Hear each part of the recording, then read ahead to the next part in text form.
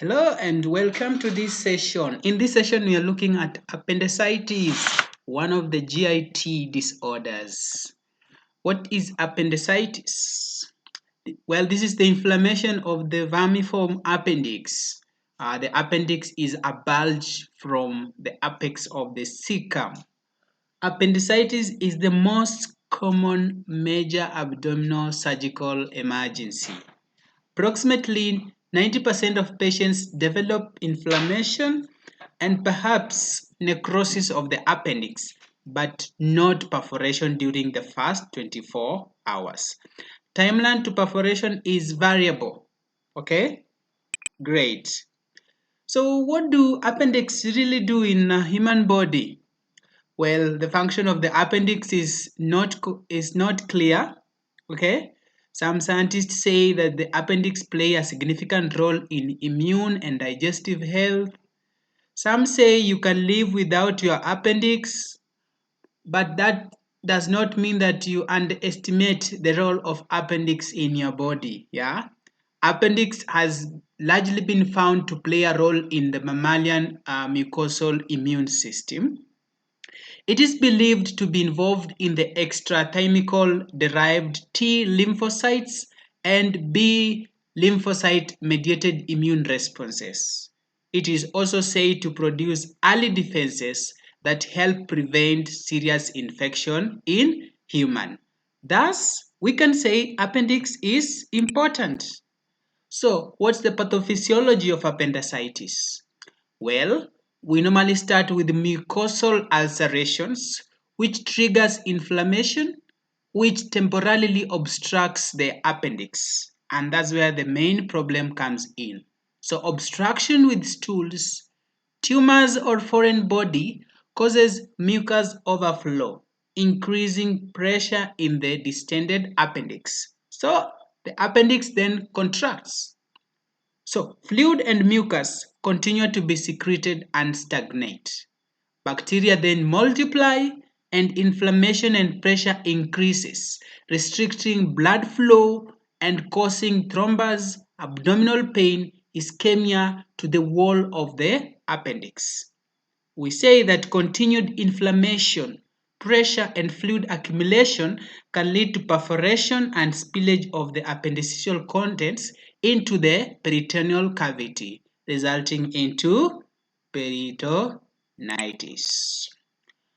So this is how a healthy appendix looks like, and this is how a flamed one appears. Appreciate the distension, the redness. Yes, great. Appendix. Someone is going to have anorexia. Someone is going to have pain. Someone is going to have tenderness and rebound tenderness. Yeah. Someone is going to have elevated temperatures above 37.3 degrees Celsius. Nausea or vomiting. Reduced number of neutrophils but increased number of leukocytes. Yes, causes. Well, we're saying that appendiceal obstruction is caused by the fecalids, hard fecal mass. It could be stones, lymphoid hyperplasia, infectious processes, or a benign or malignant tumor. Risk factors, we're saying that the younger age, the male sex, familial history, and history of inflammatory bowel disease increases your chances of developing appendicitis. Incidence, appendicitis occurs more common during the second and third decades of life, and it has been found to be affecting men slightly more than women. Complication, the most notorious one is peritonitis, okay, followed by abdominal or pelvic masses, surgical site infection after appendectomy, stump appendicitis, and recurrent appendicitis in patients who are treated non-operatively. Okay, yes, we have those who normally refuse surgery and they're put on antibiotics. Yeah, that is likely to happen. Okay, guys, look at how perforation occurs. Yes, great, great. What about the assessment? We are saying in assessment we can take the history and also do the physical examination. And here we are saying in history we normally have a history of abdominal, umbilical or epigastric pain that is initially generalized, then localized in the right lower quadrant. Okay, RLQ. We normally refer to this point as the McBurney's point. Okay, the patient will also present with GIT disturbances, anorexia, nausea, vomiting, diarrhea, or constipation. What about the physical findings? What will the healthcare worker find? What will be the signs, guys?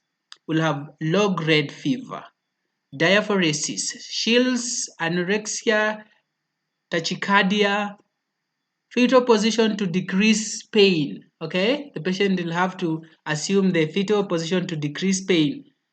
We could be having guarding, voluntary and involuntary, right lower quadrant tenderness. We could have normoactive bowel sounds with possible constipation or diarrhea, rebound tenderness, and spasm of abdominal muscles at the McBurney's point. We also have these distinct signs like the Rovsing sign. We're saying that this is pain in the right lower quadrant that occurs when palpating the left lower quadrant. When you palpate the left lower quadrant, there is a pain in the right lower quadrant. That is the Rov sign. Okay. We also have the psoas sign, where abdominal pain occurs when the patient flexes the hip when pressure is applied on the knees. We refer to the psoas sign. Obturator sign, we have abdominal pain that occurs when the hip is rotated. We also finally have absent abdominal tenderness or flank tenderness in a patient with a rectocele or pelvic appendix. Still mentioning about the signs, you can appreciate that. Yes, thank you. Looking at laboratory tests results, starting with the diagnostic test, starting with the laboratory, we are saying that we have how white blood cell count may be elevated, okay? Even the neutrophil test, okay?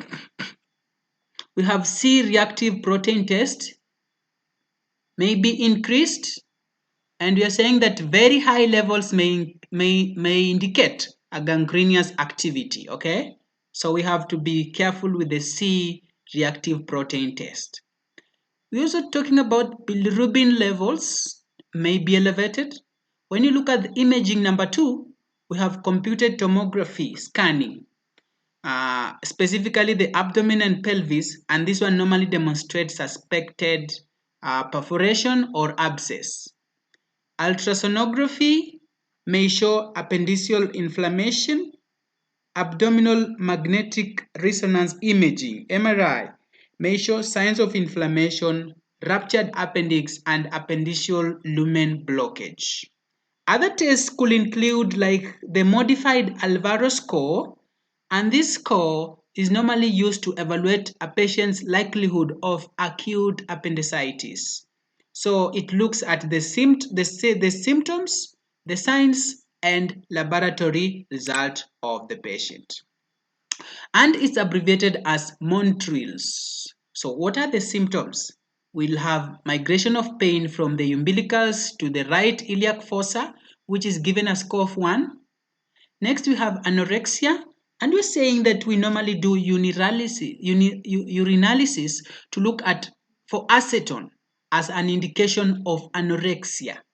We need to add urine dipstick for ketonuria of above +2. We normally give this a score of 1. We have nausea and vomiting is given a score of 1.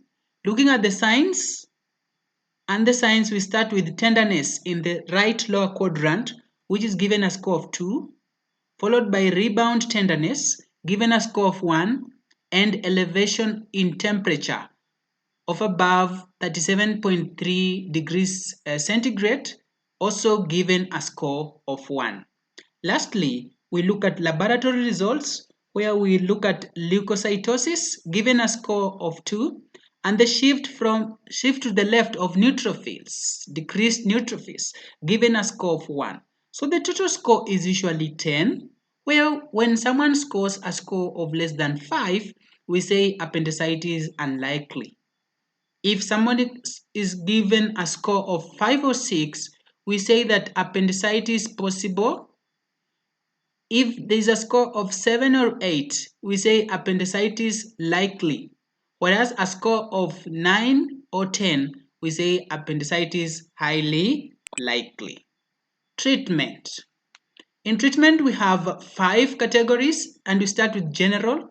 In general, we say we have to help the patient with incentive spirometry, and this is a post-operative care treatment to avoid complication in breathing.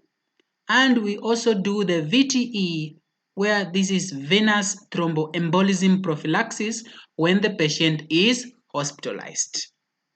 Number 2 is diet, and you're saying that there is nothing by mouth NPO status until after surgery, then we gradually return to a regular diet. In terms of activity, as the third treatment, we say we have limited activity before surgery and early post-operative ambulation.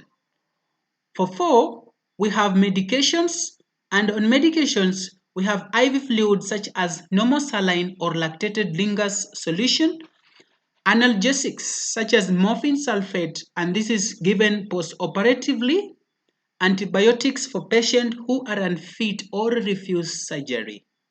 So antibiotics can also be used pre-operatively if peritonitis develops.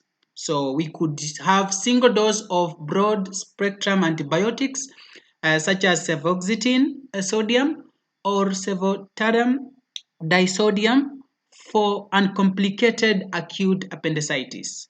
If gangrenous or ruptured appendicitis, fluoroquinolones such as ciprofloxacin or levofloxacin and metronidazole, either oral or injection.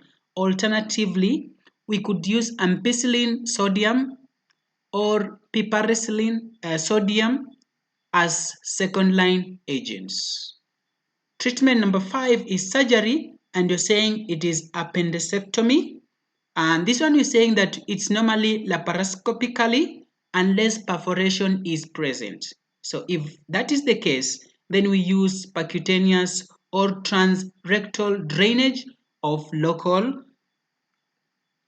localized abscess. Nursing consideration, we're saying we maintain NPO status until surgery is performed. You initiate IV access and administer IV fluids as ordered. Remember to maintain patent IV access. Avoid administering catheters or enemas because this can rupture the appendix. Screen for and assess for patient's pain, okay? And the facility criteria should be responsive to the patient's age, condition, and ability to understand pain. You need to treat the patient's pain as needed and ordered using both non-pharmacological, pharmacological, or a combination of both practices. You need to monitor closely if the patient is at high risk for adverse effects related to opioid treatment if prescribed. Remember to reassess and respond to patient's pain by evaluating the response to treatment and progress towards pain management goals. Always place the patient in Fowler's position to decrease pain. Minimize activity that may aggravate pain, such as coughing and ambulation. Remember to administer antibiotic as ordered, then auscultate bowel sound for changes. Remember, never apply heat to the right lower quadrant, okay? This can cause the appendix to rupture. Physically and psychologically prepare the patient and family for surgery. Administer prescribed preoperative drugs. Apply antiembolism or sequential compression stockings to prevent VTE. What are you supposed to monitor? You monitor vital signs, pain level, and effectiveness of pain management.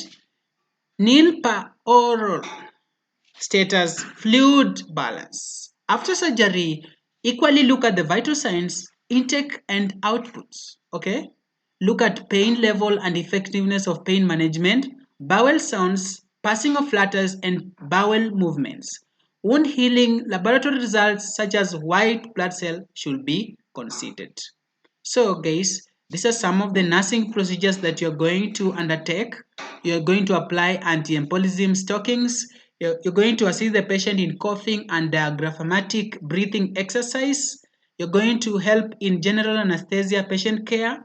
You're going to help in incentive spirometry, getting informed consent, intake and output measurements, IV catheter insertion, IV catheter removal, IV pump use, okay, IV secondary line drug infusion, nutritional screening, oral drug administration, pain assessment, management, and controlled anesthesia, post-operative care, preoperative, preparing a patient for abdominal surgery, getting the pulse oximetry, safe administration of drugs, the ones that we have mentioned, and wound assessment. Okay?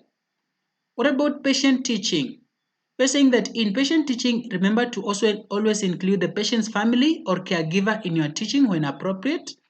And need you provide informations according to the individual's communication and learning needs. Remember, you need to talk about explanation of appendicitis, planned treatment, including surgery, preoperative teaching, including the need for coughing and diaphragmatic breathing exercise and incentive spirometry, possible complications such as wound infection, surgical care site, okay, including appropriate care and dressing changes, prescribed medications, including administration, the expected results, and possible adverse reactions, pain management plan, possible adverse effects of the pain management treatment, look at the safe use, storage, and disposal of opioids if prescribed, post-operative activity limitations, typically 4 to 6 weeks if an open approach is used.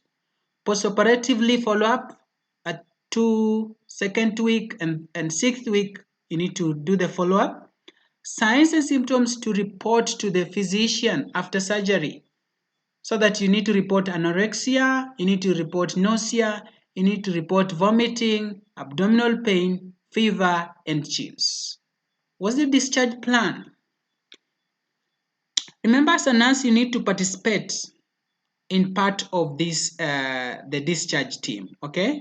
So that you need to determine the appropriate post-hospital setting to which this client is being discharged to. Is it be discharged at home, in a nursing home? Yes, a palliative home, okay? Assess the patient's and family understanding of the diagnosis, treatment, prognosis, follow-up, warning signs for which they need to seek medical attention. Remember to identify the patient's formal and informal supports for assistance. Identify the patient's and family goals, preference, comprehension, and concerns about discharge. Confirm arrangement for transportation to initial follow-ups. Provide a list of prescribed drugs, including dosage, prescribed time, schedule, adverse reactions to report to the physician. Provide the patient with written information on the drugs that should be taken after discharge. Remember to assess patient's family understanding of prescribed medication, including dosage, administration, expected results, duration, and possible side effects. You also need to assess the patient's ability to obtain medication, identify the party responsible for obtaining this medication. If there are challenges, you link them to the medical social worker. Instruct the patient to provide a list of medication to the practitioner who will be caring for the patient after discharge. To update the information when the physician discontinues medication changes. adds new medication, and to carry a medical list that contains all this information at all times in case of an emergency. Ensure that the patient and caregivers receive medical contact information. Ensure that the patient or caregiver receives a copy of the discharge instruction and that a copy is placed in the patient's medical record for future reference. Document the discharge planning evaluation in the patient's clinical record, including who was involved in the discharge planning, teaching, and the understanding of the teaching provided, and any need for follow-up. Okay? Thank you so much for that. I have two questions to answer. Number one is that the nurse obtains an initial health history from a 10-year-old child with abdominal pain and suspected appendicitis. Which question will be the most helpful in eliciting data to help support the diagnosis? A. Where did the pain start? What did you do for the pain? How often do you have a bowel movement? Is the pain continuous or does it let up? Yes? Great, guys. The correct answer is where did the pain start? And I have the explanation. The most helpful question will be to determine the location of pain when it started. The pain associated with appendicitis usually begins in the periumbilical area, then progresses to the right lower quadrant. So after the nurse has determined the location of pain, asking about what was done for the pain will be appropriate. Asking about the child's usual bowel pattern is a general question and unrelated to the child's conditions. Children with appendicitis may have diarrhea or constipation.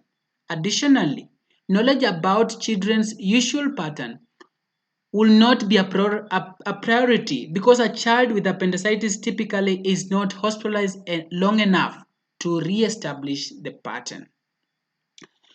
Although the characteristics of pain are important, asking if the pain is continuous or intermittent is vague and general because the pain could be associated with numerous conditions. So with appendicitis, the gland's pain may begin as intermittent but is eventually becomes continuous.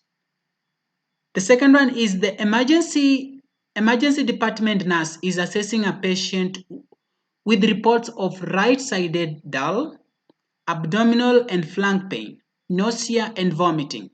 The gland's temperature is 38.4 degrees Celsius. Pain is 10 out of 10 and rebound tenderness is exhibited. The physician orders vital sign every 30 minutes, CBC, morphine 2 milligrams IM every 4 hours, regular diet, and enemas until clear. Which orders should the nurse question? Select all that apply. Vital signs? Should we question vital signs? What about enema until clear? What about CBC? Complete blood count? Morphine? And regular diet? Yes, guys. For a person with suspected appendicitis, we query enemas until clear. This could lead to rupture of the appendix, okay? And if it is appendicitis, then we have to have NPO, okay? So regular diet will also be queried, okay? So the nurse should question the enema order, as enema could cause the appendix to burst. If the condition is appendicitis, the gland should be put on NPO for possible surgery, so a regular diet should not be included. It's important that the gland does not take laxative or enemas to relieve constipation, as this medication could cause appendix to burst, okay? Okay guys, remember we are talking about the GIT and you're talking about this small item here, appendix, yeah? And it will always be characterized by pains. Pain in the right lower quadrant of the abdomen, anorexia, loss of appetite, yes, increased temperature, nausea, and signs such as the McBurnies or the psoas or the obturator. Okay? Okay? Thank you so much, guys. I think for you to get more MCQs about these conditions, you can get to the description section where you can be able to do or attempt the free quiz. Okay. Until we meet next time, it's goodbye from me. Bye. Hi.